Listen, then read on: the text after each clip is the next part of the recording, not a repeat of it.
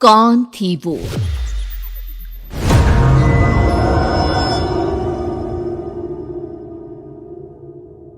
मैं 8 महीने की प्रेग्नेंट थी और अपनी डिलीवरी के लिए अपने मायके गई थी। माँ ने मुझे फोन पर बताया, घर के पीछे की तरफ जो खाली जमीन थी ना, वहां पर एक नया कमरा बनवा लिया है। इतने सालों के बाद जैसे ही अपने घर में कदम रखा, कुछ अलग सा लगा। माँ, ये घर के पीछे की तरफ नया कमरा बनवाने की क्या जरूरत थी? अरे बेटा, घर के पीछे दूर दूर तक खाली जमीन है। तेरे पापा को कई दिनों से लग रहा था कि यहाँ पर एक कमरा बनवा लेंगे तो ताजा हवा मिल जाया करेगी। अब तो ये सब छोड़ और चल जल्दी से दूध पी ले। माँ, मैं थोड़ी देर में पी लूंगी, आप सो जाओ। मैंने दूध का गिलास उठाकर उस खिड़की में रख दिया। पता नहीं कब आंख लगी, अचानक से खिड़की के पल्लों के खड़कने की तेज आवाज आई। दूध का गिलास धड़ाम से जमीन पर आ गिरा। जमीन पर गिरते ही दूध का रंग लाल हो चुका था। मैंने खिड़की से झांक कर बाहर देखा। चारों तरफ धूप अंधेरा था। उस अंधेरे की तरफ से कुछ आवाजें आ रही थी, जैसे छोटे बच्चे आपस में खिलखिलाकर मस्ती कर रहे हो।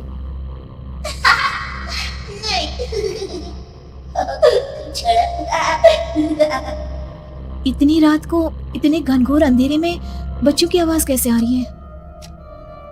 घड़ी में वक्त देखा तो ठीक 12 बजे थे। देखकर मैं सन्न रह गई।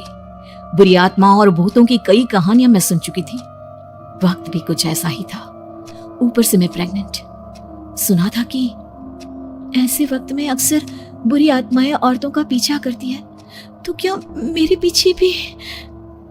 पसीने से तरबतर बड़ी मुश्किल से, जैसे कांपते हाथों से मैंने उस खिड़की को बंद किया। जल्दी से जल्दी उस कमरे से बाहर निकलकर माँ के पास जाने के बारे में सोचा, लेकिन जैसे ही दरवाजे की तरफ पलटी, लगा कोई साया हवा की स्पीड से दरवाजे के सामने से गुजर गया।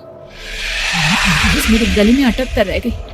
मैं जोर से चीख कर माँ को बुलाना चाहती थी, लेकिन वो आवाज खुद मेरे कानों तक नहीं पहुंच पा रही थी। तो माँ तक कैसे पहुंचती?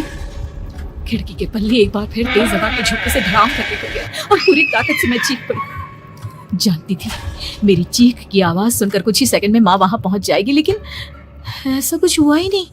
मेरा कलेजा डर के मारे फटा जा रहा था। आखिर माँ ने मेरी आवाज क्यों नहीं सुनी? इतनी गहरी नींद में तो माँ कभी नहीं सोती। ठीक पीछे खुली हुई वो खिड़की। मुझ में इतनी ताकत नहीं बची थी कि मैं पलटकर उस तरफ देख भी सकूं। हवा का एक सनसनाता हुआ झोंका उसी वक्त मेरे कानों से आकर टकराया। लगा जैसे किसी ने दबी हुई आवाज में धीरे से मुझसे कहा, चली जाओ यहाँ से। मैंने दोनों हाथ अपने कानों पर रख लिए और एक बार फिर ताकत लगाकर जोर से चीखने की कोशिश की।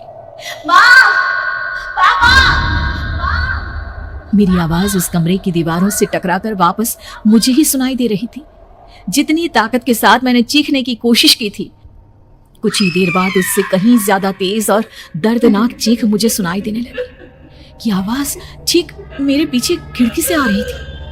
वो आवाज मेरे कानों में पिघलते हुए लोहे की तरह गिर रही थी। उन आवाजों में हैवानियत थी। वो आवाजें किसी इंसान की नहीं है, इतना मैं समझ चुकी थी। कांप रहे हाथों से मैंने अंधेरे में कुछ ढूंढने की कोशिश की। तभी अचानक मेरा हाथ बेड पर रखी टॉर्च पर पड़ा। किसी तरह ताकत लगाकर टॉर्च का बटन ऑन किया, लेकिन ये क्या? सामने दरवाजे पर 3 छोटी लड़कियां खड़ी हुई थी। उनके हाथ में स्टील के चमचमाते हुए चाकू थे। मैं घबराकर लड़खड़ाई और पीछे की तरफ हटी, लेकिन तब तक वो मेरे पास आ चुकी थी। उनकी गर्दन टेढ़ी थी और उनके हाथों के वो चाकू मेरे पेट को निशाना बनाने को तैयार। मैं जोर से चीखी, नहीं, छोड़ दो मेरे बच्चे को, मत मारो, मत मारो, छोड़ दो मेरे बच्चे को। सोनाली, क्या हुआ बेटा? तू इतनी डरी हुई क्यों है? उठ बेटा, क्या हुआ? हड़बड़ाकर मैंने अपनी आंखें खोली। देखा तो दिन निकल आया था। माँ मुझे जगा रही थी। मेरा चेहरा पूरा पसीने से लथपथ था। क्या हुआ बेटा? तुमने कोई बुरा सपना देखा क्या? मैं अभी तक अपने पूरे होश में नहीं थी। वो मेरे बच्चे को मार देगी माँ। वो लड़की मेरे बच्चे को। मैंने घबराकर अपने पेट को छुआ। सब कुछ ठीक था। और वो दूध जो रात को यहाँ पर गिर गया था, उसका रंग लाल हो गया था। माँ ने हंसते हुए दूध का गिलास मुझे दिखाया। तुमने दूध पिया ही नहीं, पूरा का पूरा ऐसे ही रखा हुआ है। तुमसे कहा था ना सोनाली, सेहत के लिए लापरवाही ठीक नहीं बेटा। लेकिन मैंने तो सब कुछ अपनी खुली आंखों से देखा था। ये सपना कैसे हो सकता है?